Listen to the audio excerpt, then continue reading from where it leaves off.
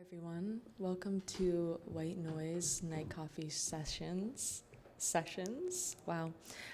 This is the fourth installment of our podcast series here at White Noise / Greenkill. I'm super excited. We have two interviewees here today, and they traveled all the way from Philadelphia, which seems so far away when you're in New York, but it's really not that far. Thank you guys for being here. Hey. Thank you. Hey. I'm gonna do a quick intro for both of them, read their bios that they sent me. So to my direct left, we have Mac Chandler. They, them is a poet and bartender from West Philly. They produce a quarterly poetry show called Premonitions through Moonstone Arts, Philly's longest running poetry series. How cool.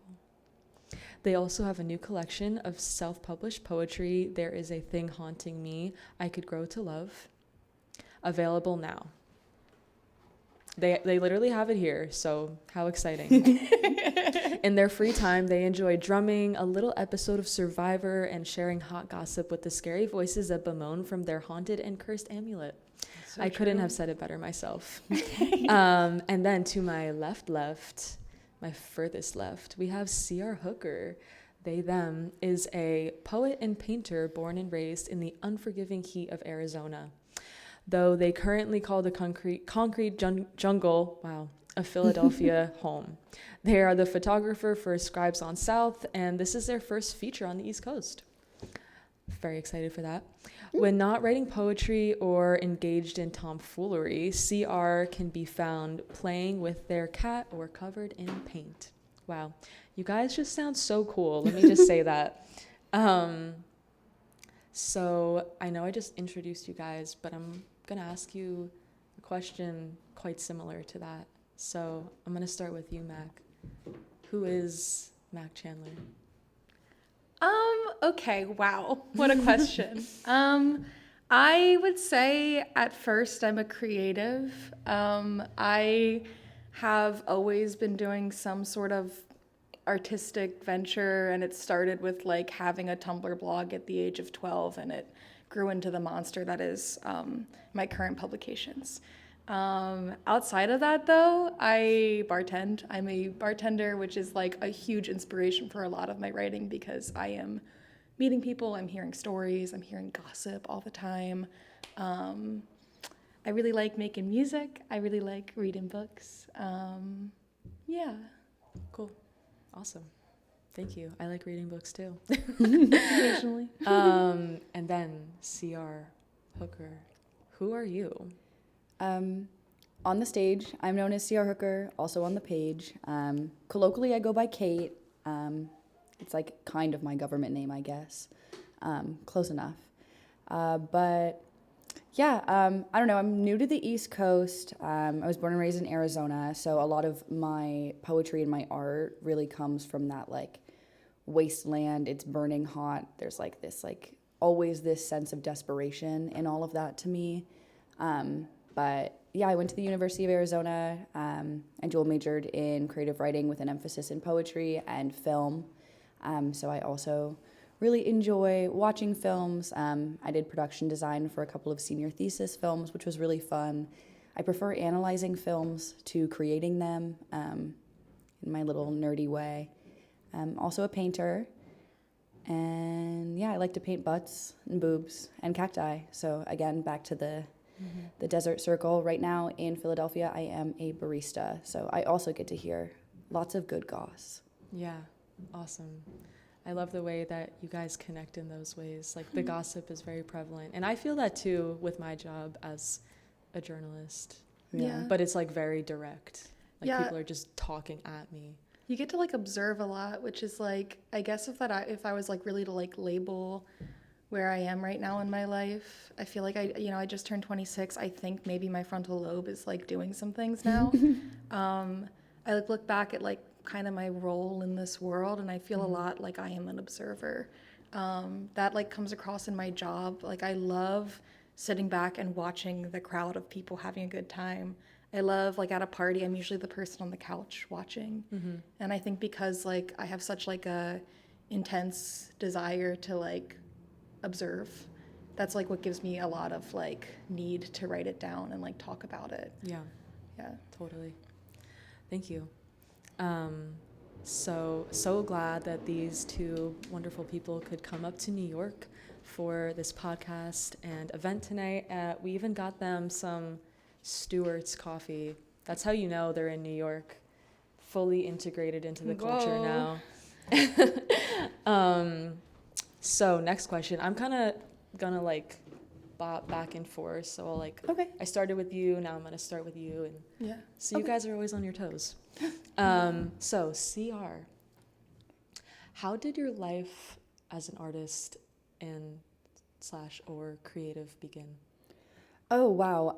Well, kind of on a similar vein of what Mac was talking about being an observer, I was just talking to my therapist recently, actually, about how from a very young age, I really just have these vivid memories of being in places and doing things. Like we took a family road trip in our RV every summer, and I always felt like I was just watching and narrating the world in my head, like narrating everything that I was doing. I feel like I'm constantly writing in my head.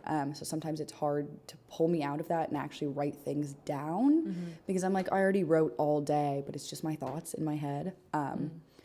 But I always was really interested in creative endeavors. I think what really got me into it was I started painting in high school kind of around the same time that I started getting into poetry.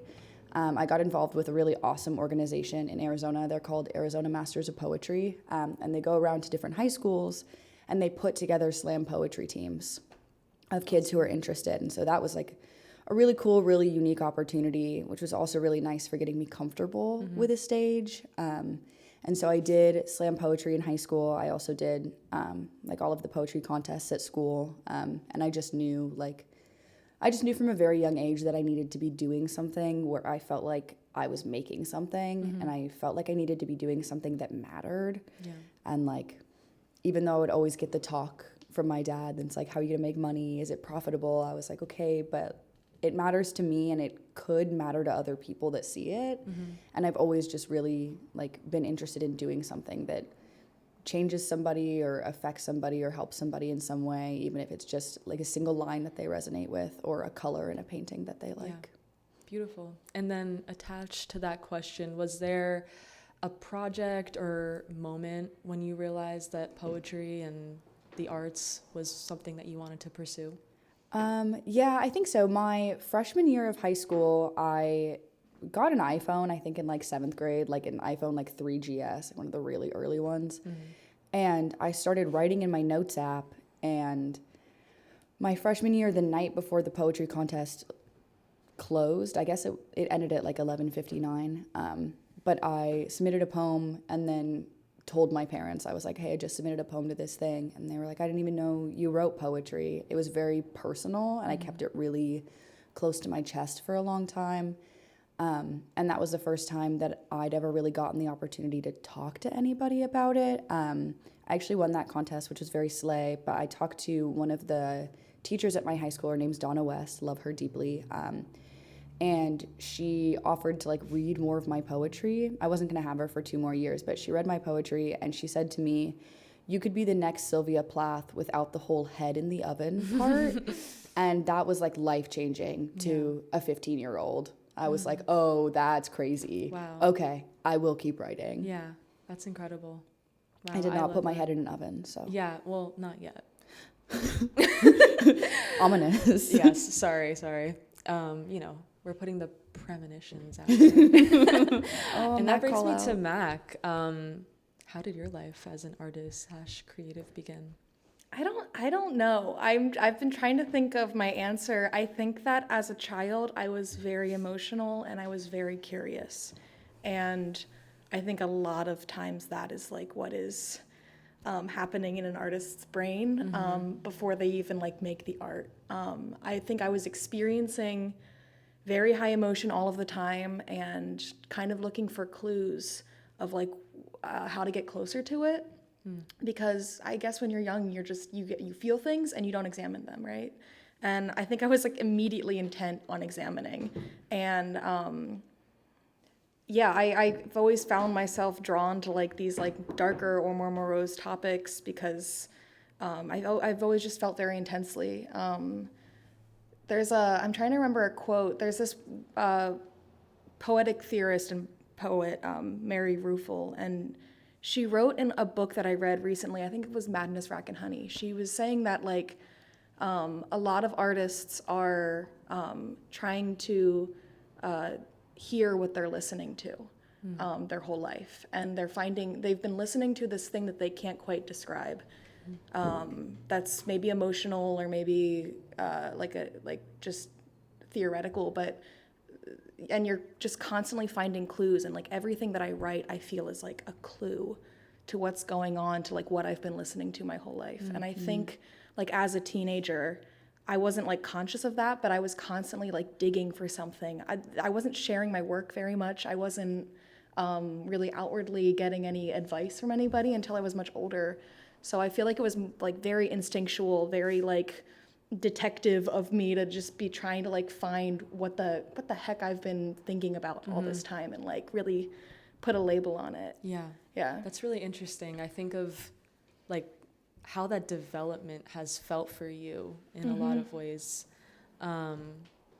because it must be, you know, looking back at your old stuff, you probably see like a different person in a lot of ways.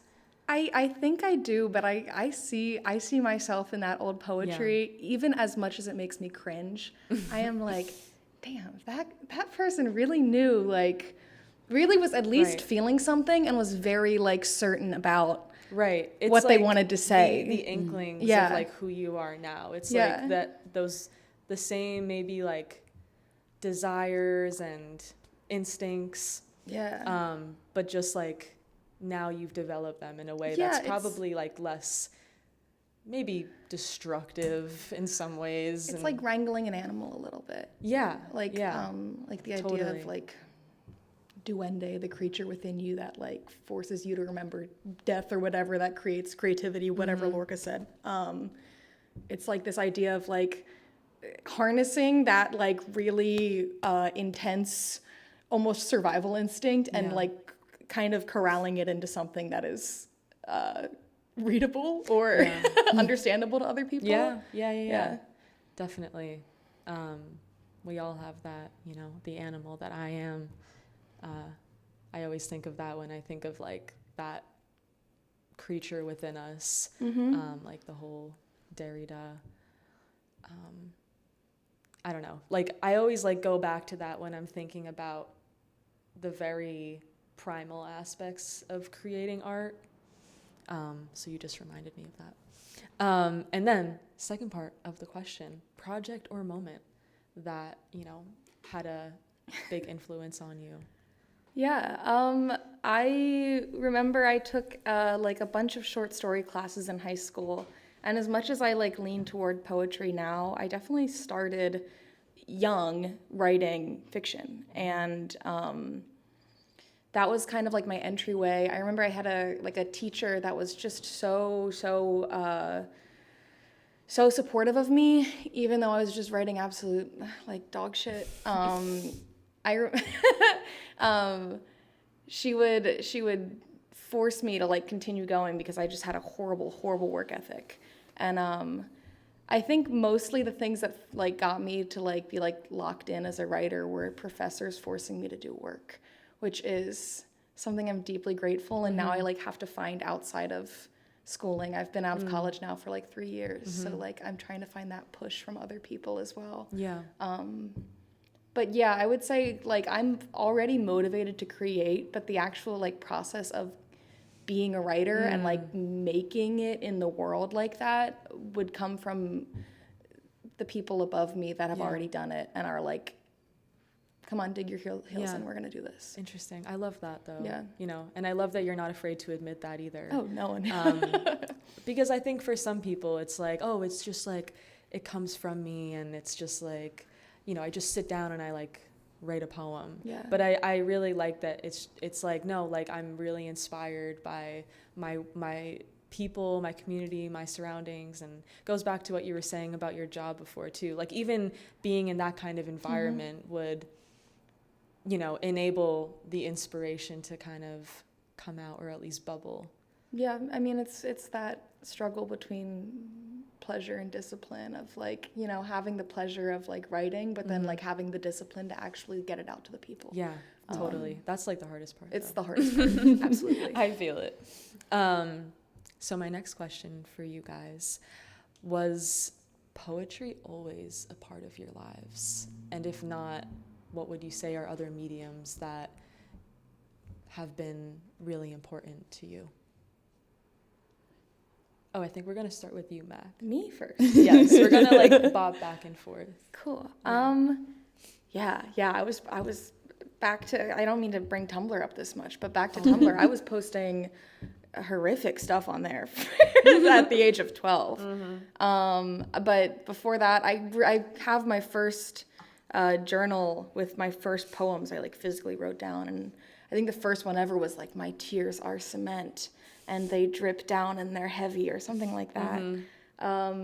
Even before that, I was like making YouTube videos with my friends, where I would like be like, dear TV shows and movie producers, watch this video. So I've always like really wanted to perform, and I guess I've always really liked the attention of it. But I think that like, once I started actually like putting my work into a physical medium, writing really got me, and it became less about the performance and the ego of it and way more about like just something deeper that was grabbing me. Yeah, amazing.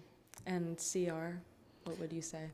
Yeah, I also grew up like making videos with my best friend. We made like short little horror films where we like taped butter knives to dolls' hands. We wanted to be spooky and scary. And I also have just always been, we've always been a very big music family. No one in my family is really good at playing music, but we're pretty much always listening to music. So I got very into music at an early age, and I've always been drawn to lyrics first. I'm like, what are they saying? Like, what are they saying to me? Before I get to, well, how are they saying it? And what else are they saying it with? So I became really fascinated just with the way that people told stories, just when I was a kid, just through listening music. And I was always encouraged to be creative. I also had a lot of time, like, kind of alone, because my brother played club soccer, and so we traveled a lot around. So I was always reading or drawing just to keep myself occupied and not get bored, and like coming up with little stories and finding ways to entertain myself. So I feel like I also had to go through the work of taking a lot of that like out of my head and putting it down. But I didn't really know anyone who was into poetry until I started writing it myself. And I was like, this isn't quite a story. I also took some creative nonfiction classes in college. I love essays. I love memoirs. So I'm also really interested in that. And then I'm also a painter. So Amazing. kind of all over the place. Yeah, I love it though. I think that, the multifaceted life is just the life of an artist. Yeah. It's like really hard to just stick with one thing. I mean, if you can, that's amazing. I just feel like maybe it's just something I relate to, especially because I'm always like, I need to bop around and do 10 different things. Yeah, just like the urge to create, the urge to do something. Yeah. Whatever it is. Yeah. Escape the boredom. Yeah. And then my next question for you guys, kind of a two-parted question, or like maybe three-parted. How has your poetry developed over time? How would you track that development, and how do you view yourself today as a poet? Ooh, I also, not to have all my answers be so similar to Mac's, but I have also had the same Tumblr account since I was 14. So I was really like, also like posting absolute dog shit on there. I remember like writing in my notes app about this boy in middle school that I was like middle school in love with, and like he was in love with my best friend, and it was like this great horrible betrayal. And so I feel like I always started out writing about like heartbreak and love. I've always been a romantic, and I get really caught up on a lot of those things. And so I definitely still see a lot of those themes in my work. But I also see a lot of, when I look back at a lot of my early work, I see a lot of that like anxiety and codependence in there, which I still see now, but I see it with an understanding that that is where I'm coming from and not just the urgency of getting it out of my body and onto the page. Yeah. Did I answer the question? Yeah. Okay. Yeah, definitely. So I guess the last part of that question trio is the poet that you are today what you expected or what you had hoped? I think expected is a hard word to try to conceptualize when it comes to thinking about my poetry. I definitely have done more than I expected that I would at this age in terms of like being here for this feature in this podcast right now and being involved with Scribes in Philadelphia and all of the slam work that I did in Phoenix. But I think also, I think the poet that I am now is a poet that I feel a lot of opportunity and growth in that I know that there's always up to go. And I also, something that was really pivotal for me was I had the same professor for all of my poetry workshop courses, which was huge because I couldn't just reuse work because he knew me. So I was forced to get really pushed out of my comfort zone. And I feel like that was really important, and I can see the effect of that, of having somebody that I know and knew very intimately, like pushing me and being like, I know you could do better than this. And so I feel, I definitely feel proud of the poet that I am today. But I'm also excited to see the poet that I'm going to be tomorrow and a year from now and when I'm like 92. Yeah, me too. Yeah. And Mac, how has your poetry developed over time in your brain, and how do you see yourself as a poet today? Yeah, I would say it started very raw, very unthought out. I was watching a lot of button poetry, slam, and kind of mimicking the rhythm that those readers would hit, and I would I think a lot of my first work was a lot of mimicry, which I don't find fault in. I didn't have anything else that I was like absorbing at that point. But very very raw, very emotional, very unstudied, very uncritical. I was kind of just writing this stuff down and being like, this is the best thing I've ever written, because I was just getting better and like really finding my footing, and that was really exciting. I would say that then once I started actually like training my creative brain and like actually taking classes, and I don't think that you need college or anything in order to be a good writer, but I would say that a lot of like my classes helped me critically look at a lot of poetry and like figure out what I like and what I don't like. And by reading other poetry and figuring that out, it really helped me like kind of like tame my voice and find my voice. And I would say that now I have a lot more control. I think I'm way less direct about what I'm speaking about. I try to use a lot of allegory. My current collection is like a bunch of dog poems that are like talking about these big emotional ideas like divinity and power struggle, but it's like less direct and less, I would say it's just as volatile, but it's just like a little bit more separated, a little bit more controlled. I think that I've always had like a really good like random access memory where I can't remember a lot of things that have happened in my life, but I'm able to kind of like pull them out, maybe like almost like word salady, but I've learned to kind of like, I think when I was younger, I was doing a lot of emotional work and not a lot of thought about the words that I was using. And then I kind of academically, I started getting a little bit too risky. I say that kind of a little too risky, a little too sporadic, almost like hard to follow with how much of the word salad that I was accessing, like that made it into the piece. But I think now I'm learning to like kind of have a balance between the really abstract language that I'm obsessed with and the story and the emotion that I'm trying to also tell in the poem. Yeah, I relate to that so much. Yeah. One of my first themes that I really grappled onto with my writing was like nonsense poetry. That's kind of just what I called it. And it was just like anything that came out. Very like automatic writing, but more, I don't know, it like in my style, I guess. So yeah, I totally get that. It's been about refining that and making it something that's like feels stream of consciousness, but is also You can comprehend it. you at can the end of the comprehend day. it, yeah. And people aren't like, oh, that sounded cool, Right. yeah. So I get it. And the third part is who you are as a poet what you expected or hoped?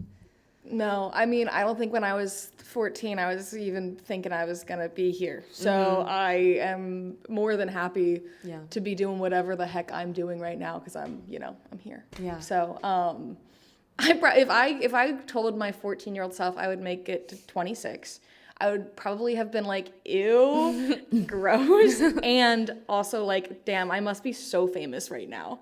Well, you are. So true. In this room, you're very famous. But I definitely thought back then that I was doing more slam, just more like performance-based art, whereas now I much prefer my writing on the page.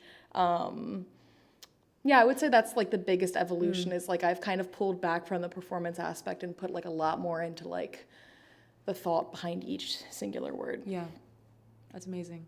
But yeah, I'm proud of them. Yeah, that's great. Yay. Period. Yay for pride, right? And literally, it's June 1st tomorrow. Come on, guys. Yay! So next question. This is kind of a hard one. So if you need to pause for a sec, that's okay. What do you think are your poetic strengths and weaknesses? Yeah. Gosh. I would just go back to what I was saying earlier, where I believe that I'm pretty able to pull out random verbiage and words from my brain. If you asked me to string along a 40-word sentence and of random words, I think I could do it easily right now. So I think that a lot of my like thought patterns, I think a lot of like synesthesia helps me. I see like an object and it makes me think of a random other object. I think I have a bit of an unpredictable thought pattern most of the time, and that just comes from being neurodivergent. Being neurodivergent, I think, very much helped me because it made me so introspective from such a young age. So I think I was always like thinking about how I'm thinking. A lot of my poetry is very like philosophical, like these very large ideas. And so I think like I gave myself a lot of time to come to those by like being a critical thinker early on. Not to be like, I was 6 years old and a great critical thinker, but I think that I had enough anxiety in my body to kill a horse, and that really like helped me along to get to know my brain early. And just kind of like leaning into the neurotic words that flow through my brain at all the time, at all points, is really helpful for me. And then, then I can go back later and make it make sense. Yeah. Cool. And what about weaknesses? Oh, none. No, that's a great answer. I would probably say that I would love to be better with my discipline, with my routine, with actually producing work. I am a Taurus at heart. I love being lazy. I love to lay down, and I also think a lot of the production of my art is incredibly strenuous. I feel like I'm never writing a poem in like a relaxed state. If I'm starting in a relaxed state, I'm not ending in it. So like I find it a lot of times hard to just be like, okay, I'm gonna sit down and write. I always want to be like, well, I wait till it comes to me. But that's not exactly how you can go about this world as an artist that like wants to be in the art world. So I would say my biggest weakness is actually producing the work that I am writing and trying to get it out to the people. But I don't know, maybe I'm getting better at it. I'm surrounding myself with people that are pushy and really want my work out. So that's what very much helps me in that situation. Yeah. Amazing. Yeah. And CR, what would you say are your poetic strengths and weaknesses? When it comes to poetic strengths, I would probably say that this is not particularly unique to me, but I've always had a community of people who are interested in poetry. And so I feel like I have a lot of that, like the people around me are creating so much that I'm like, oh my God, okay, I need to do something today. I need to create something. I think that something that doubles as a strength and a weakness for me is also my own neurodivergence. I think that I get really caught, this in terms of weakness, I get really caught up on the specific thought that I'm having and how to convey that thought. And sometimes I become kind of my own echo chamber in like the worst possible way. Because not only am I like, okay, this is the thought, this is the feeling, why am I having the feeling? And I feel like sometimes a poem can spiral off track of what I wanted it to be, but not in a way that I feel gratified with.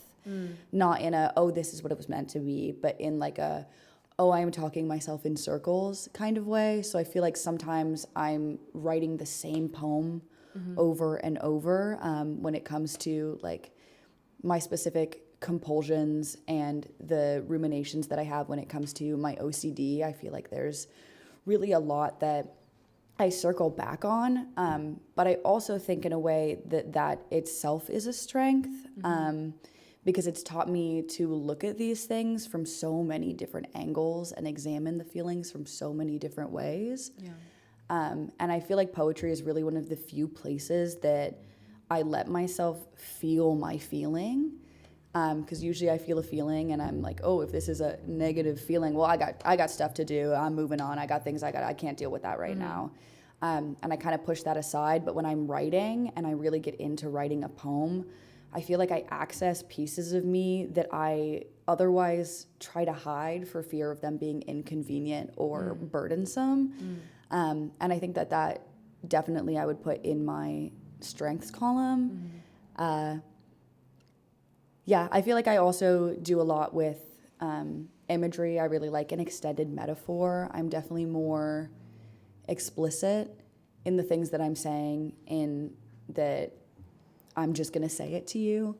And I think also something that falls kind of in between strength and weakness is that I came from a slam background, and then in college I was doing just page poetry. And then after college I got back into slam. And so I've been kind of in this weird place where I've produced some of my favorite work and some of my least favorite work, in that I've been trying to combine the two different poets that live inside of me, because my page poetry and my stage poetry often feel different, like two sides of the same coin, like two separate pieces of me. And so I've been spending the past 2 years of my life really trying to get those two pieces to merge, to have them kiss sloppy style and like get their spit all up in each other, and become its own thing. And I think that I'm starting to get there. So I would put that kind of in between strength and weakness, and more of a challenge that I've given myself, because nobody told me I had to do that. Nobody told me I had to try to mix them or separate them. So I've just been playing around with the way that I use language in those different ways a lot. Awesome. Thank you. We're gonna pivot a little bit. I want to talk about Philly, Okay. because that's where you guys live or whatever. And most of our viewers aren't from there, maybe have never even been there. And as creative people watching this podcast, I think they'd be interested in hearing how you guys think the poetry scene has developed in Philly since you guys first came there. So CR, what would you say? Yeah, I think I'm definitely going to have a very different perspective than Mac, because I will have lived in Philly for a year in 2 months. So I'm still pretty new. I do think that it is very different from the poetry scenes that I was involved in Phoenix and Tucson in Arizona. And so that's kind of the lens that I look at it through. There's a lot more, I don't know, there aren't any slams in Philly. There's a lot more of that like open mic energy, but it also invites a lot more of that collaboration. And I've felt really welcomed by poets here. Maybe Gotta get you to a slam in Philly then. for real. I there. know. Yeah. My dad is always telling me, he's like, have you started a slam yet? Because 2 of my friends in Phoenix run one. And he's like, have you asked them how they do it? Have you done it yet? And I'm like, I just got here. But I think that would probably be cool down the line to do, because I love the energy of a well-run and good slam. Sometimes it's, unfortunately, a poetry community can be, there's a lot of big feelings. Everybody's having big feelings. So it can get a little messy sometimes. But thankfully, with everybody that I've met in Philly and that I interact with regularly and have become my friends, I feel like there's a very supportive energy. And I think being the photographer for Scribes on South specifically, a space that really caters towards queerness and experimental poetry and really just like first timers and putting everything you've got out there. I think that has also made the like collaborative, supportive community vibe something that I've really felt since being there. But I have a very limited view of it. So what would you say in your more experienced view? I don't have that much. I've lived outside of Philly my whole life, but I've only lived in Philly for 6 years now. But I started in Philly at UArts, which doesn't exist anymore. But UArts got me a lot of professors who got me into actually going out into the world and going to open mics and going to shows. I started going to shows at Moonstone, which is one of Philly's longest running poetry series. And the man that runs it, his name is Larry Robin. Shout out to Larry Robin. He's a legend in Philadelphia in the literary scene. He had his own bookshop for a long time, and he hosted every single show that I went to at that specific place. And I annoyed him enough by going to those shows every single week that he eventually offered me my own, and that's what Premonitions is now. Wow. Cool. So I'm really proud of the Philly poetry scene right now. I would say that I'm a bit more of a hermit than your regular poetry show producer. I don't go to as many readings as I should, but I think along with that, Philly is so tight-knit, especially in the queer community, especially in the art community. And when you put those two together, everybody knows everyone. So if you don't go to the shows, you're still going to parties and meeting artists. You're still going to the grocery store and meeting artists. Like, you're seeing friends, you're seeing creative partners everywhere. You walk down into the park and there's 7 artists out on the lawn, and you can talk to any of them. So the art kind of finds you in Philly. You don't really have to find it, which is like a blessing for someone that's such a hermit and kind of antisocial. I really love that you can kind of like walk anywhere and you're going to find somebody doing some sort of creative thing. And we're not as mean as maybe people say. You can talk to the artists in the city, and usually they're pretty friendly and willing to have a convo. I've only felt welcomed. No, they've been crazy nice. I felt like immediately when I moved here, I was like, oh, okay. So we're all making art. Yeah. We're all like ready to say hey. Awesome. So would you say that the influence of the artistic scene in Philadelphia has been like really positive on you both? Yeah, I would absolutely say that. I would also say so. Yeah, just being surrounded by so much art all the time is really special. I feel like most of the people that I'm meeting in my life, in my line of work at least, in the communities that I have been a part of, they're all real creative, really supportive. You give your flyer out to people and they show up to your shows, which is kind of crazy. You could, the online scene is like pretty intense as well. Like, I feel like most people have a pretty good online following. So the only thing that I think about really is maybe a criticism on the Philly poet scene is just that people don't really, the older community and the younger community are still pretty divided. And like when I started going to these readings at Moonstone, the crowd was, people 40 and above. I was the youngest person that would show up there all the time. And a lot of people, I think, that in the younger bracket are kind of scared to interact with the older audience. I think the older audience is a little scared to approach the younger audience. And what Premonitions is, it's a mixer for everyone. And my goal is to have all of these people from all of these different communities be less divided at their chosen open mic of the week and like come together and kind of like, you know, make some connections and intermingle, because I think that you have to talk to older artists in your scene. It is incredibly important to not ostracise older artists, because they're doing it and they have been doing it, and you will need them at some point. Totally. And yeah, that's what I would say about Philly. It's a really supportive scene, but I would love for more intermingling of ages. I really love that. That's really how I got started too at Greenkill. When I was coming to Voiceless back when Noah was hosting the event, I was also like the youngest person by far. And the crowd was like, you know, like 65 and up, but all super supportive and just like happy to see a young person like doing what they used to do.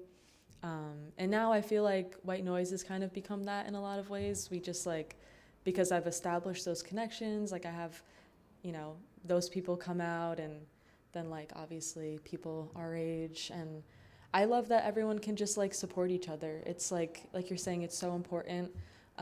We have so much to learn from, you know, people older than us, and they have so much to learn from us. So I think it's, very understated. Did you have anything else to add to that? No, not really. Just that, like, I agree with that. A lot of the people that I interacted with when I was young, getting into poetry, were also older. And I always get really excited. We have a pretty young crowd at Scribes, so I always get really excited when I see the older poets come out. Cool. And I'm just like thinking of what I want to say next. So, Mac, what would you say is kind of the theme, or what kind of poetry do you see coming out of Philly? And do you think your poetry rejects or accepts it? Philly poetry is really horny.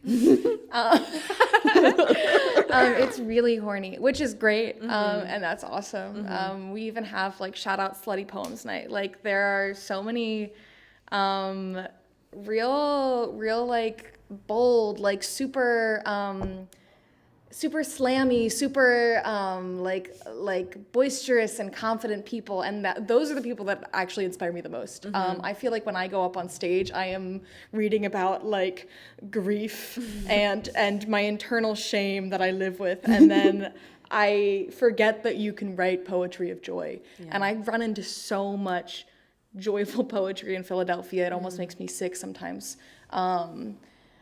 It's not a bad thing at all. I actually love like how excited and not like gloomy and dark and like edgy that maybe you tend to think a poet is. Like everybody in the scene, a lot of people in the scene are so like confident and willing to like tell you a really crazy anecdote in the middle of their poem that makes the whole room like, holy shit, I just said that out loud. Like, that is something that is so admirable for me to watch, because I come from like a very conservative suburban town where if you like really spoke your mind, or if you really were calling something out, like it was bad news.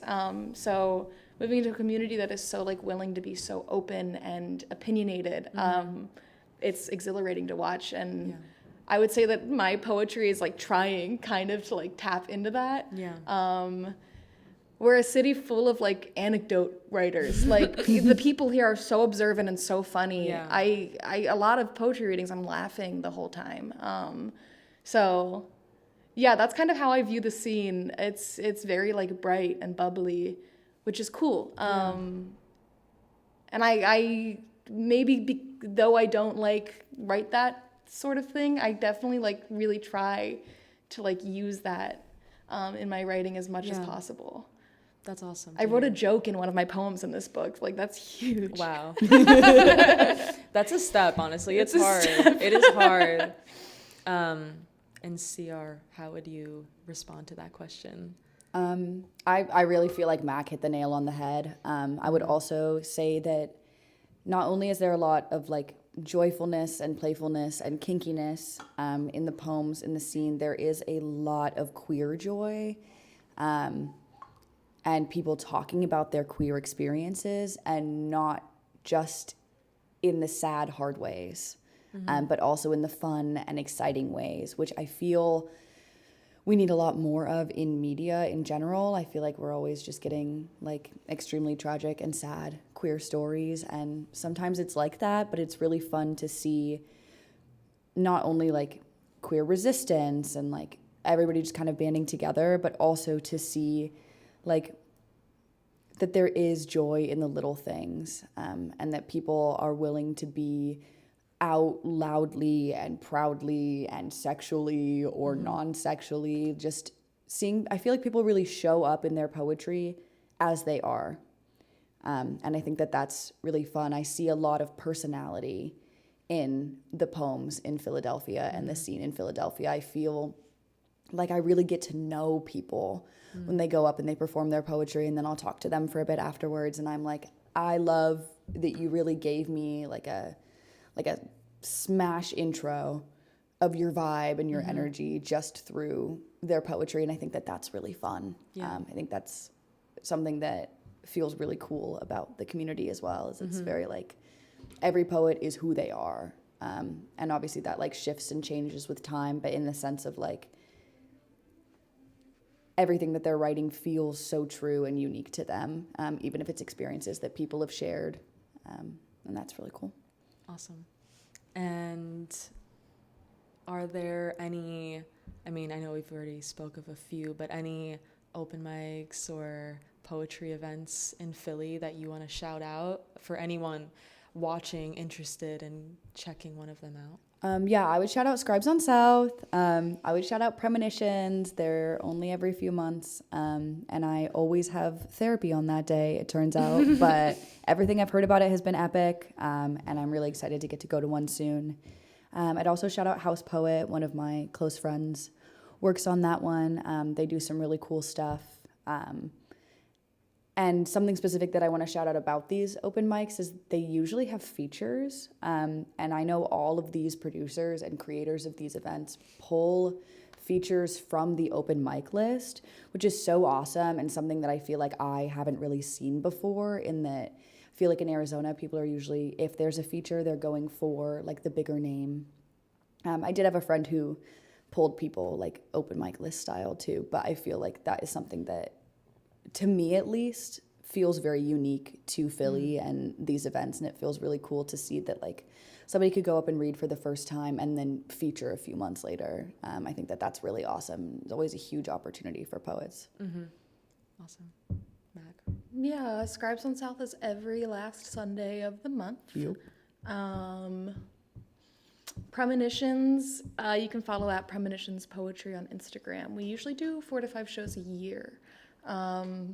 And they are poetry features, but also mingles. So for like the last 45 minutes of every show, we do prompted convos and social stations. So like last time we did like you drop a secret and you receive a secret, and then you write a poem about that. So they're really about just like getting people interacting with each other. Not just like listening to a reading and then like leaving and never thinking about it again, like listening to art, hearing it, and then going out and talking to the other creatives in the room and like trying to find some common ground and like actually discuss what they just heard. So shout out to that. That's my own reading. Yeah. So Incredible. Yeah, shout out House Poet too. House Poet was like my first feature, I think, in Philly, and they rock. It's a poetry feature, open mic, and dance party. They always book a DJ, and it's fun as hell, and I would recommend going to one of those shows too. You can find them, I think, House Poet Philly on Instagram. Yeah. Cool. Amazing. Thank you guys for that. Yeah, of course. I've been to only Scribes, and I feel very ashamed to say that because I love you guys and I like want to go to Premonitions so bad. but it'll happen. Mhm. one of these You'll days. make it. Yeah, I will. The I stars will. will It's gonna align. last forever. I know. Yeah. It better last forever. Yeah. Okay, we're gonna pivot again. Gonna kind of do more of a spitfire round, okay? Because we're like closing in on an hour. Whoa. Oh, whoa. Whoa. We love to yap. We're I'm talking ready. influence. Okay, so Yeah. Mac, who influences you? Ann Carson, Louise Glick, Maggie Nelson, Dorianne Lowe. So much of a fiction influence, by the way. Like I have, like those are my Same. poets. But like if I'm talking like Gabriel Garcia Marquez, I'm talking. Gosh, I'm blanking. Dennis Johnson. Dennis Johnson's God, Jesus' yes. Son is my favorite book ever. Prose poetry, obviously, is like basically what I'm naming right now. But any book that looks like a book but is actually like a bunch of poems in long sentences. That's my favorite. Those are my biggest inspirations. Hell yeah. CR. Yeah. Oh God. Okay. One of the first poets that really influenced me was Hanif Abdurraqib. I love his poetry. I was also really into Fall Out Boy growing up, so him having a lot of Fall Out Boy references is like so epic. I'd have to say also Louise Glick, Joan Didion, Fareed Matuk. That's who my professor in Tucson, who I had for a long time, was, and his work is incredible. He does a lot of really cool stuff. Do you ever just forget every name of everybody that you've ever read in your entire life? Yes. There's this poet and nonfiction writer, Joyce Sullivan, that I've been getting really into lately. I really love the way that she writes. Yeah.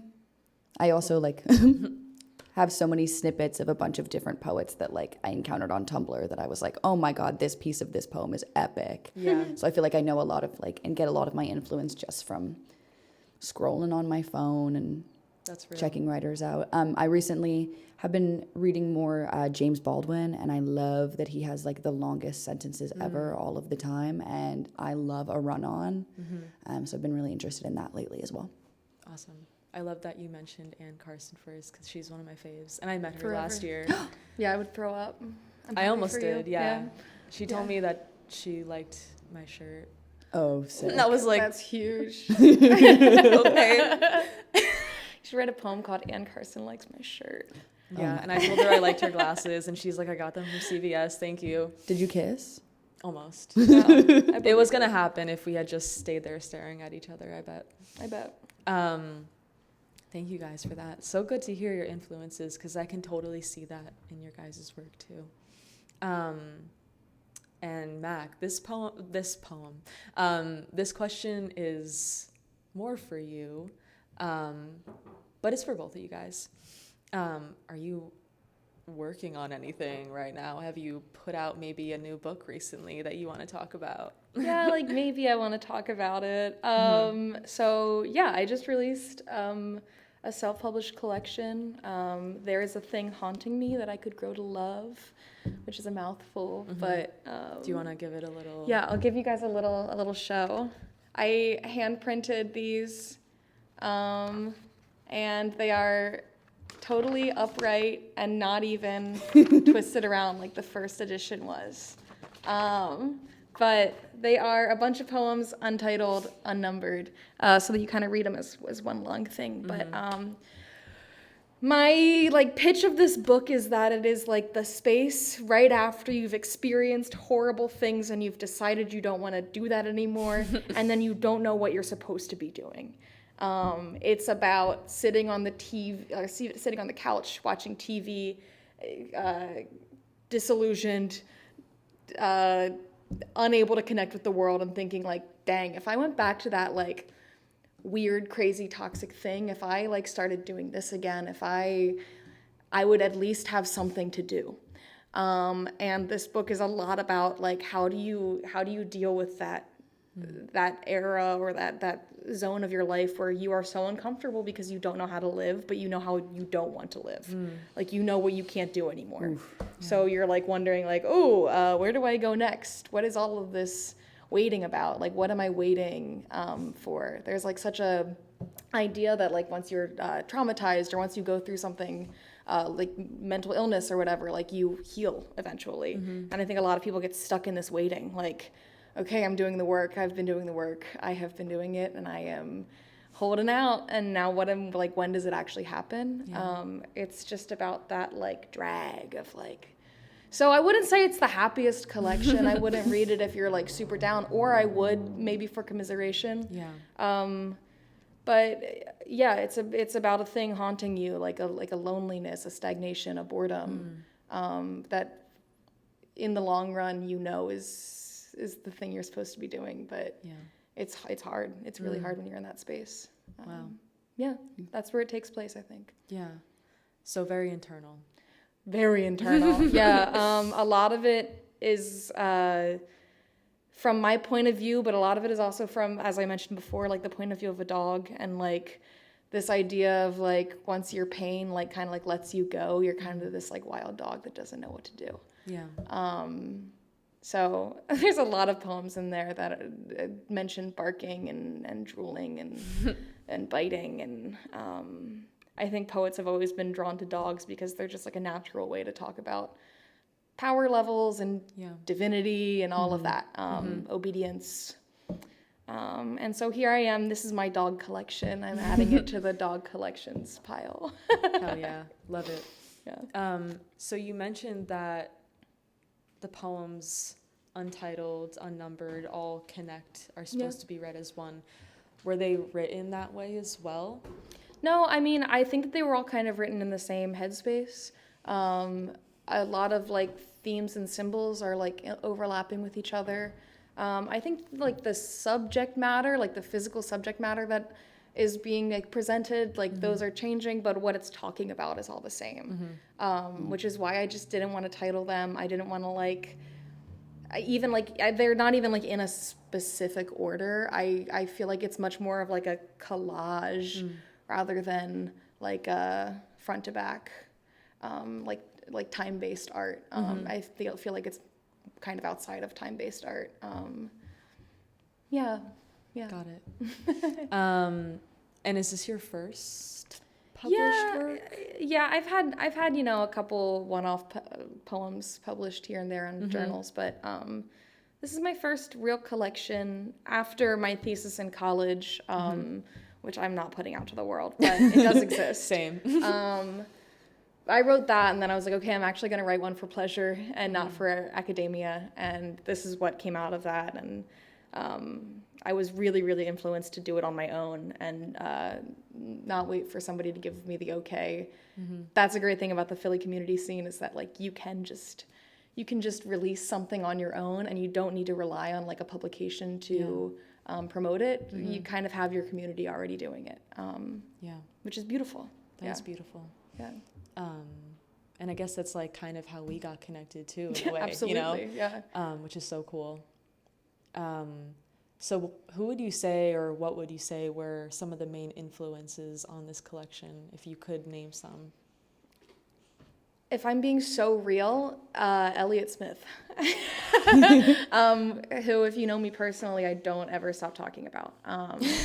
But I listen to his music like a freak amount, and I have Big Nothing tattooed on my arm because I am so obsessed with him. But I was listening to his music on repeat the entire time I was writing this. And the entire time this book was being made, if his songs came on shuffle, I wouldn't skip them. I was like forcing myself to listen to him all of the time, which sounds really depressing and kind of scary, as he's like, known for his deep misery.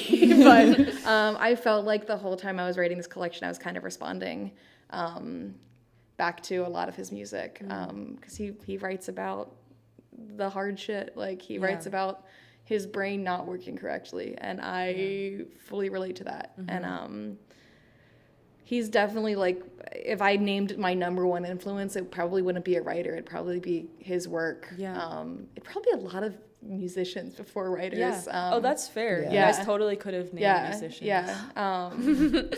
Like I would immediately say like I was listening to Nutrimilk Hotel at the age of 12. I was listening to Sufjan Stevens at the age of 13. Like I was really listening to these like heavy vocalists, like these and not in like a sound way, like just like the way that they were writing was like so deeply morose but beautiful. And I think that at an early age made me think like, oh, Bright Eyes can write that, and I can, and I find peace in that. I can do that. I was just really emo from the start, and those are my biggest influences. Love it. Do you think you'd ever send the collection to him? To who? To Elliott Smith. Elliott Smith is dead. Oh. he died in like 2004. Would you put it on his gravestone? Yeah, maybe. Okay. Yeah, maybe. See, this shows you I don't know really who he I'll is. send you some songs. Okay. Oh, hell yeah. Can we pretend that he's alive though, just for the sake of the Yes. podcast? Would you send it to him if he was alive? If I could send it to his girlfriend. Okay. Who we don't. Is alive. You should look up all of this. It's very interesting, and Okay. it makes this question super funny. Okay, I'm so glad because I like being so out of touch. It's just amazing. No, I mean he died in 2004 or 2005, so Yeah. it wouldn't make sense for most people to know what I'm talking about. But Fair. he's a little emo boy that I love. Yeah, no, that's thesis totally of it. understandable. Yeah. But for the record, you would send it to him if he was alive. If Elliott Smith was alive, I would send it to him. Period. Period. I mean, what else do we have to say? That's all I got. Truly. I made it to Elliott Smith. I don't need to say anything else. Yeah, that speaks for itself. I mean, I don't know what it means, but it speaks for itself. Maybe someday. Yeah, maybe someday. I will be listening to him now, I promise. I'm I'm inspired. getting a playlist. Yeah, send it. And then CR. Have you been working on anything that you want to shout out? Yeah. Who's to say when it will ever be seen by other people's eyeballs? But I have been putting together a collection. I would love to release a book, probably like late 2025, but that's very ambitious. So probably 2026. That's something that I've kind of like for the past few years been like, okay, by the time I'm 25, before I turn 26, so I've got until September 2026. But I've been putting that together. Sometimes I have a hard time looking at all of my work as a whole because I get a little overwhelmed. Just because so much of it is so like raw and personal, and I like to pull very specific instances and very specific memories, and sometimes it's hard to look at them all together. But I'm also really excited to see how they connect as I keep going on that. I think I have like 7 poems in there right now. So we're going from there. And then last year is it 2025? In 2024, I had my first poem published in Fifth Wheel Press. Cool. So that was really exciting.